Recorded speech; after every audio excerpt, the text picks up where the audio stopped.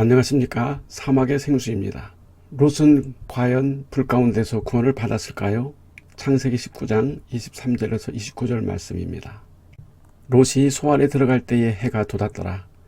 여호와께서 하늘을 곧 여호와께로부터 유황과 불을 소돔과 고모라에 비같이 내리사 그 성들과 온 들과 성에 거주하는 모든 백성과 땅에 난 것을 다 엎어 멸하셨더라. 롯의 아내는 뒤를 돌아보았으므로 소금 기둥이 되었더라. 아브라함이 그 아침에 일찍이 일어나 여호와 앞에 서 있던 곳에 이르러 소돔과 고모라와 그 온 지역을 향하여 눈을 들어 연기가 옹기 가마에 연기같이 치솟음을 보았더라. 롯은 가까스로 소돔에서 구원을 받았습니다. 그러나 롯의 구원은 부끄러운 구원이었습니다. 그의 공력은 다 불타서 남지 않았고 불 가운데서 겨우 구원을 얻은 것입니다. 사도 바울은 롯과 같은 구원을 고린도전서 3장 15절 말씀에서 누구든지 공력이 불타면 해를 받으리니 그러나 자기는 구원을 얻되 불 가운데서 얻은 것 같으리라 라고 했습니다. 그 이유에 대하여 고린도전서 3장 16절에서 또한 말씀하고 있습니다. 너희가 하나님의 성전인 것과 하나님의 성령이 너희 안에 거하시는 것을 알지 못하느뇨. 누구든지 하나님의 성령을 더럽히면 하나님이 그 사람을 멸하시리라. 하나님의 성전은 거룩하니 너희도 그러하니라. 구원을 받았지만 하나님의 성전인 자신의 몸을 거룩하게 보존하지 않으면 하나님께서 멸하시겠다고 하셨습니다. 바울은 구원은 받았지만 자신의 몸을 거룩하게 보존하지 않고 음행에 내어준 자들에게 대하여 고린도전서 5장 5절 말씀에서 이런 자를 사단에게 내어주었으니 이는 육신은 멸하고 영은 주 예수의 날에 구원 얻게 하려 함이라고 말했습니다. 그러면 구원받았으면 음행을 해도 천국에 간단 말입니까? 아닙니다. 어쩌면 음행의 대가로 혹독한 육체의 고통을 치르고 처절히 회개해야만 겨우 영혼 구원을 받을 수 있다는 뜻입니다. 어떤 교회에서 성도들에게 매우 존경받고 고아들의 아버지라 칭찬받는 장로가 있었습니다. 그는 겉으로는 매우 경건하고 교회 생활도 잘했지만 은밀히 자기가 운영하는 고아원의 부모들을 여관에 불러내어 10년이 넘도록 성폭행을 했습니다. 꼬리가 길면 잡힌다고 그의 이중생활이 폭로되어 모든 성도들이 다 알아버렸고 실제로 그에게 성폭행을 당한 자들의 진술이 터져나왔습니다. 교회에서 치리를 당해 장로의 자격을 박탈당하여 교회에 나올 수 없게 되자 그는 쇼크를 받아 중풍으로 쓰러져 버렸습니다. 노년의 장로는 비록 치리를 당하고 중풍으로 자리에 누워 있었지만 교회에 나가 뒷자리에라도 앉아있게 해달라고 부탁을 해서 손수레에 병든 몸을 의지하여 주일날이면 맨 뒷자리에 앉아 예배를 드리며 1년 남짓 부끄럽고 참여하는 신앙생활을 하고 이 세상을 하직했습니다.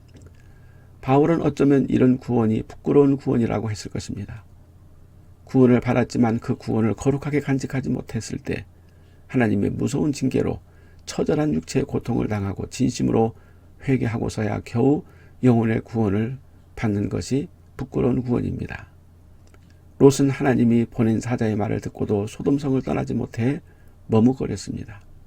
소돔성이 멸망한다는 하나님의 경고를 듣고도 세상에 대한 미련과 육체의 끈을 끊지 못하고 망설였던 것입니다. 이것이 부끄러운 구원의 실마리입니다.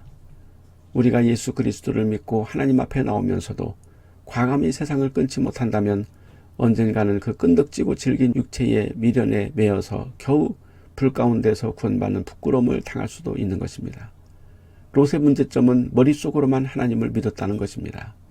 안 되는 줄 알면서 여전히 세상 가운데 거하고 불법의 의로운 양심이 찔리는데도 그 아픔을 움켜쥐고서 불법한 세상을 벗어나지 못하고 있는 것입니다. 이것이 끈질긴 죄악의 저주인 것입니다. 주여, 인간의 본능과 죄악의 뿌리는 왜 이리도 질기고 지독한가요? 이것은 롯에게서만 나타나는 현상이 아닙니다. 그래서 바울은 나는 날마다 죽노라고 했고 자신의 정욕과 욕심을 십자가에 못 박기 위하여 날마다 자기를 쳐서 복종시킨다고 하지 않았습니까?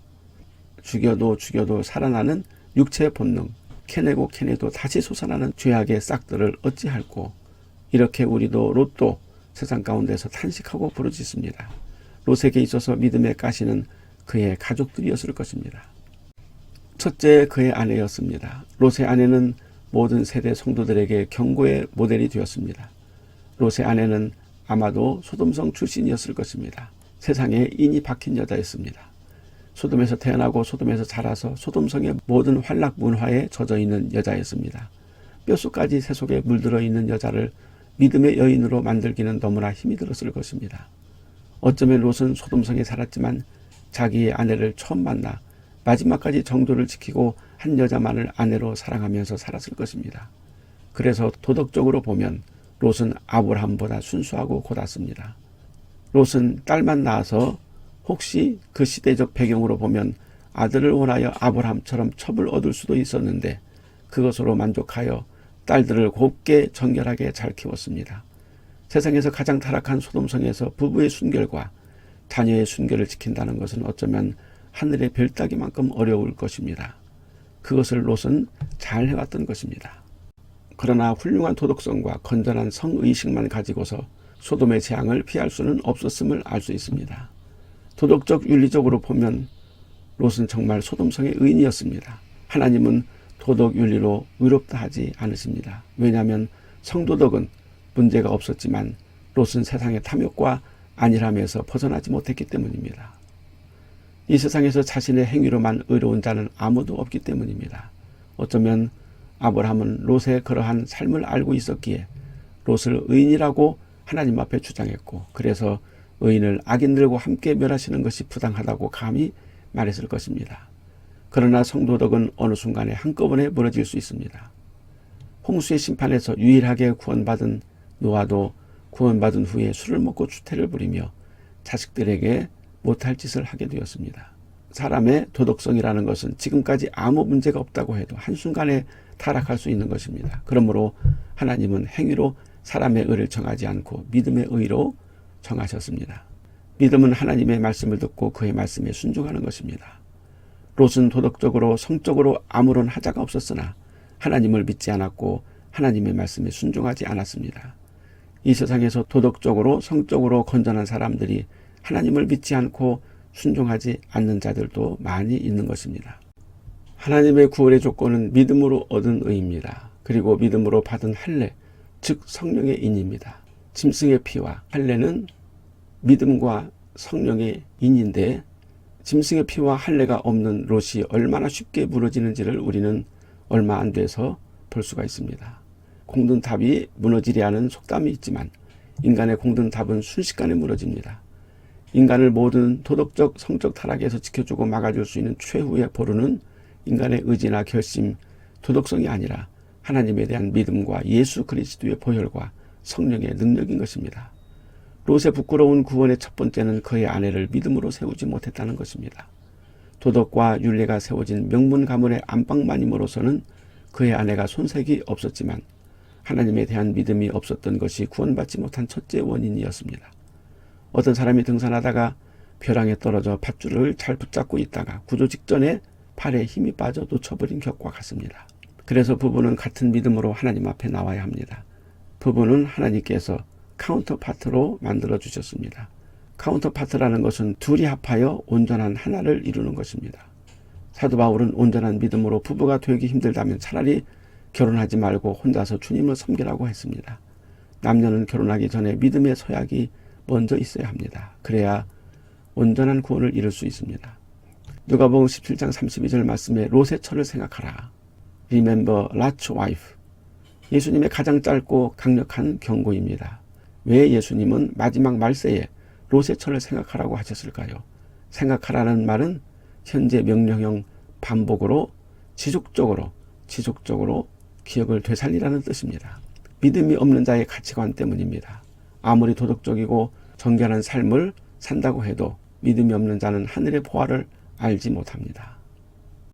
믿음이 없는 자는 이 세상이 모두라고 생각합니다. 그래서 이 세상의 미련의 끈을 놓지 못하는 것입니다. 세상의 끈을 놓지 못하는 자는 천국의 영광을 붙잡을 수 없습니다. 강을 건넌 사람은 배를 버려야 한다는 말이 있습니다. 천국의 영광을 얻기 위해서는 세상의 미련을 버려야 합니다. 롯의 처는 하늘의 영광을 알지 못했기 때문에 죽음 앞에서도 세상의 미련을 버리지 못한 것입니다. 하늘의 영광이 얼마나 귀하고 영원하고 값지고 찬란하다는 것을 안다면 이 세상의 부귀영화와 안일함과 쾌락을 분토같이 버릴 수 있는 것입니다. 마지막 날, 구원의 날, 우리가 이 세상을 떠나고 영원한 천국으로 들어가는 날, 우리는 완전히 세상의 모든 염려와 미련을 끊고 뒤를 돌아봐서는 안 됩니다. 구원의 날에 세상을 돌아보는 자, 세상을 끊지 못하는 자는 천국 문을 열고 영원한 하나님의 나라로 들어가지 못하게 되는 것입니다. 우리는 날마다 세상의 연을 끊는 연습을 해야 합니다. 히브리어 기자처럼 더 나은 본향과 더 아름다운 직분과 더 좋은 소망, 더 크고 온전한 집, 더 낮고 영구한 산업, 더 큰 상과 더 좋은 부활, 더 영광스러운 천국을 소망하며 그곳을 향해 뒤도 돌아보지 말고 귀를 막고 전력 질주하며 전진해야 합니다. 천국을 향해 마치 기독도가 장망성을 떠나 천국을 향하여 그의 가족들과 친구들의 부르짖는 소리를 듣지 않으려고 귀를 막고 천국 하며 다름질 쳤던 것처럼 말입니다.